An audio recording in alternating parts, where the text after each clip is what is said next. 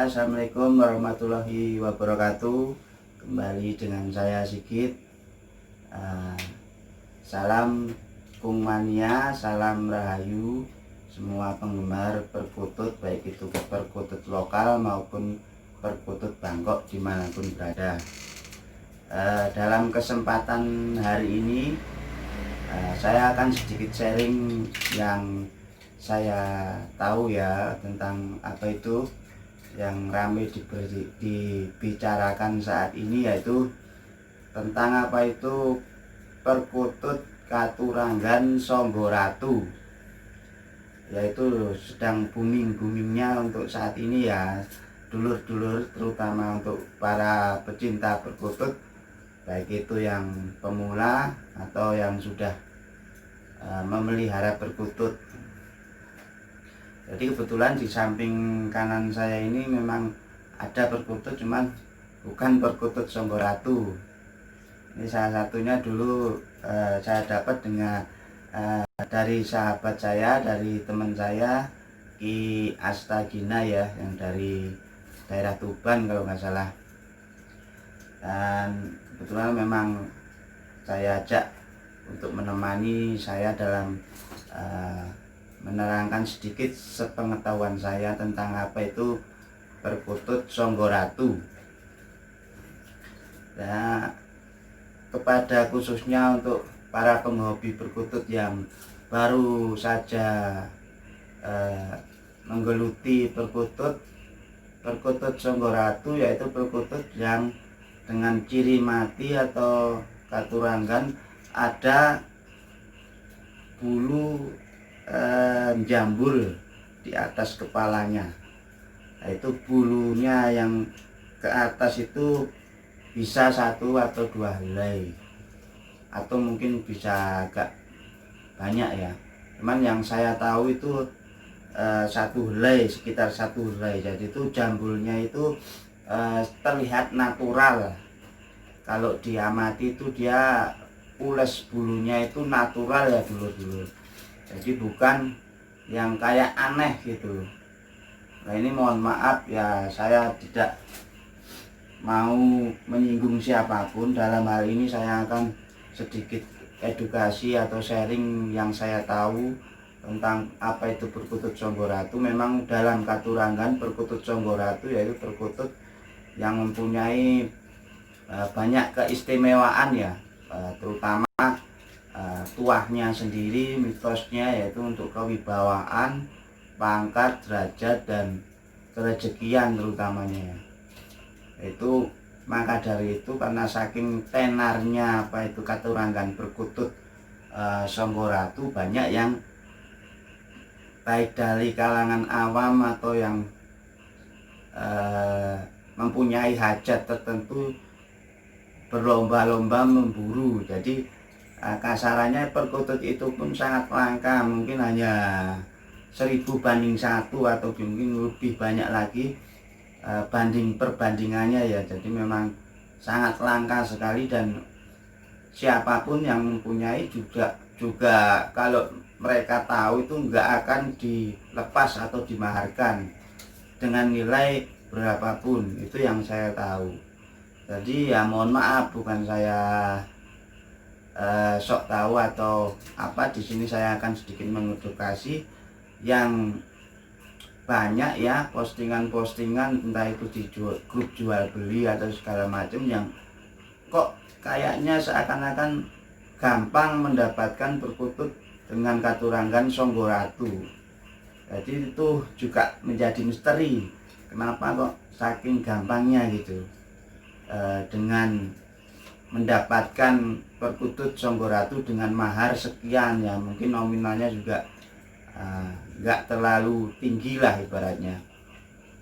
Sama halnya dengan perkutut Satrio Pinayungan yang saya kebetulan mempunyai ya, karena saya tidak sengaja mencari itu gitu. Jadi pamor Satrio Pinayungan atau Satrio Wilis yang saya punya itu memang dia menampakkan diri dengan sendirinya. Jadi ibaratnya jodoh-jodohan atau pulung gitu lah dulu.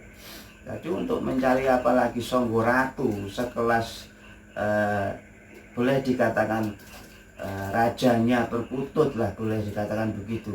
Jadi kok dengan gampangnya orang bisa mendapatkan di online gitulah katakanlah. Jadi perlu jadi pertanyaan gitu ya dulu, kenapa itu. Ini mohon maaf sambil merokok ya.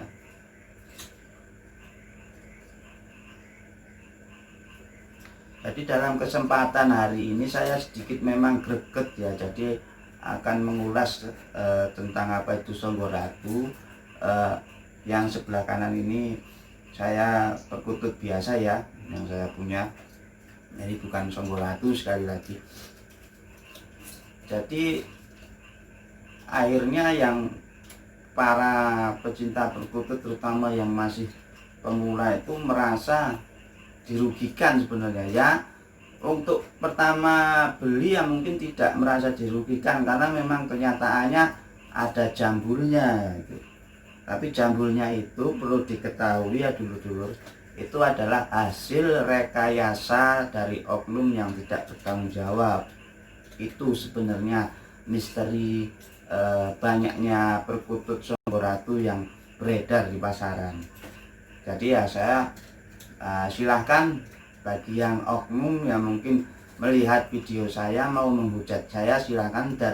Dari sini saya hanya sedikit mengedukasi tentang perkutut itu memang harus apa adanya, jangan disalahgunakan lah untuk kepentingan ya rupiah atau yang tidak seberapa lah ibaratnya nilainya, tapi mencederai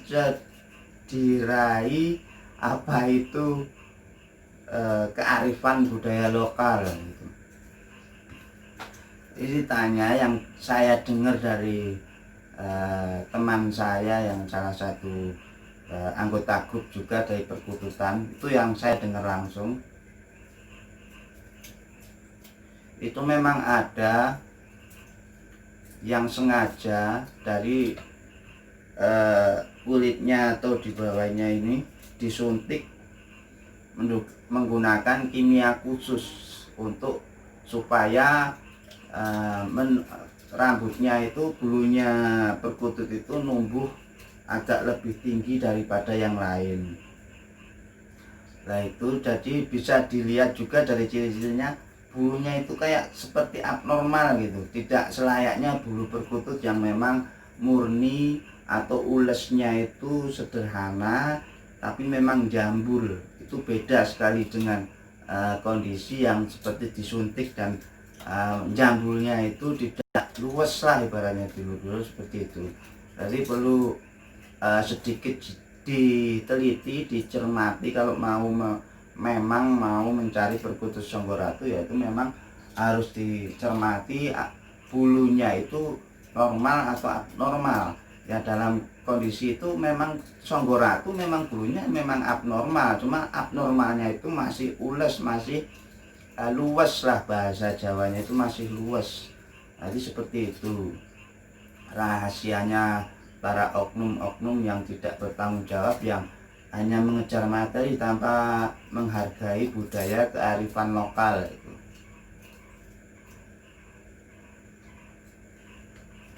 Jadi sekali lagi, seperti perkutut yang katurangganya Satrio Wilis, Satrio Pinayungan, Songgoratu, itu adalah perkutut-perkutut yang dikatakan sebenarnya adalah pulung. Jadi tidak sembarang orang bisa memiliki itu. Jadi ya mohon maaf, jangan terlalu bernafsu lah untuk memiliki kasta yang lebih tinggi. Jadi kita ibaratnya step by step, peliharalah perkutut yang sederhana dulu, yang apa adanya, tapi dia manggung bisa menenteramkan hati. Baru kemudian step kalau kita memang jodoh, itu pamor itu akan keluar sendiri, atau kita mendapatkannya dari orang lain yang memang benar-benar itu pamornya murni gitu. Jadi barangnya katurangganya murni, saya ulangi lagi, bukan pamor ya. Kalau pamor itu memang ada dalam istilah hanya tosan aji, kalau perkutut itu adalah katuranggan gitu. Jadi seperti itu. Jadi ya harus pelan-pelan, step by step dalam memelihara sesuatu, apalagi itu tentang kearifan lokal, perkutut lokal itulah ibaratnya. Jangan kita langsung baru punya 1-2 langsung naik ke mencari yang lebih tinggi. Jadi ibarat kata senjatanya Pak Tani ibaratnya ya hanya cangkul sama sabit, jangan dikasih pistol, ibaratnya seperti itu. Kecuali Pak Taninya udah naik levelnya menjadi juragan, menjadi ibaratnya tuan tanah yang harus menjaga apa itu padi-padinya dari serangan perampokan, ya dia harus memegang sebuah senjata yang lebih daripada hanya sebatas cangkul gitu. Tapi kalau dia Pak Tani itu ibaratnya mempunyai cangkul yang baik, dia akan memanfaatkan cangkulnya itu. Sama halnya dengan perkutut. Kalau kita memang jodohnya ini ya bisa untuk kita manfaatkan atau kita nikmati anggungannya. Tapi kalau kita memaksakan untuk ke yang bukan sebenarnya spesifikasi dari apa yang kita lakukan sehari-hari, itu akan jatuhnya akan mubazir atau justru kita menemui istilahnya tertipu atau kebodrok lah kalau dalam Tosan Haji seperti itu. Dia harap bersabar, apa itu yang keinginan kita itu harus step by step. Kita tidak bisa loncat langsung naik tangga ke-7 sebelum kita naik tangga pertama, kedua, ketiga, keempat, kelima, keenam, baru kita bisa naik ke-7 gitu. Kayak seperti itu. Jadi ya saya tidak mau menyalahkan oknum juga yang menjual seperti itu. Dalam arti di sini memang ada prinsip ekonomi. Jadi apapun itu barang atau peliharaan atau yang lain yang memang di dalam pasar itu, di dalam masyarakat itu banyak peminatnya, otomatis akan diciptakan antara perbandingan antara yang ori dengan yang KW, ibaratnya seperti itu. Nah, yang KW itu yang perlu kita waspadai.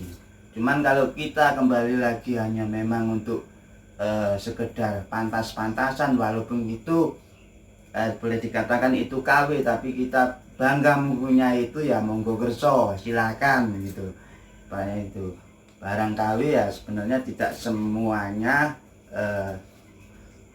jelek ya, ibaratnya seperti itu, tergantung kitanya. Ibaratnya perkutut Songgoratu yang asli ya dia jambulnya akan awet selamanya. Cuman kalau perkutut katurangan Songgoratu yang KW yang ibaratnya owahan, akal-akalan, ya jangan salahkan burungnya atau penjualnya. Kalau kita tetap membeli itu, memahari itu, setelah kita